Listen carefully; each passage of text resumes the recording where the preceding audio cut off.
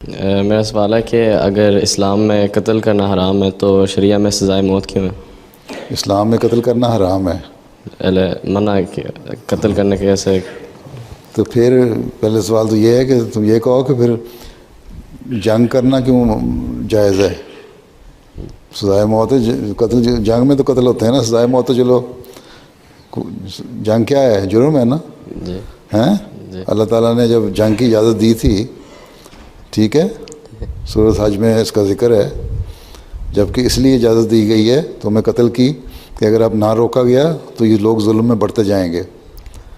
تو ایک ظلم کو روکنے کے لیے جنگ کی بھی اجازت ملی تھی، اور ایک جرم کے لیے قتل سزائے موت بھی ہوتی ہے. لیکن اسلام نے جب سزائے موت دی ہے تو ساتھ یہ بھی کہہ دیا ہے کہ اگر کوئی معاف کرنا چاہے ہیں جی تو معاف بھی کیا جا سکتا ہے اس کو، لیکن وہ جس کا قتل ہوا ہے وہ معاف کریں گے. دیت کا بھی حکم اس لیے ہے نا، ہیں کچھ تو لے کے معاف کر دیتے ہیں، کچھ جرمانہ ڈال کے معاف کر دیتے ہیں، تو سزائے موت معاف بھی ہو جاتی ہے اسلام میں. وہ تو سزا ہے اس بندے کی جس نے یہ جرم کیا تھا. ٹھیک.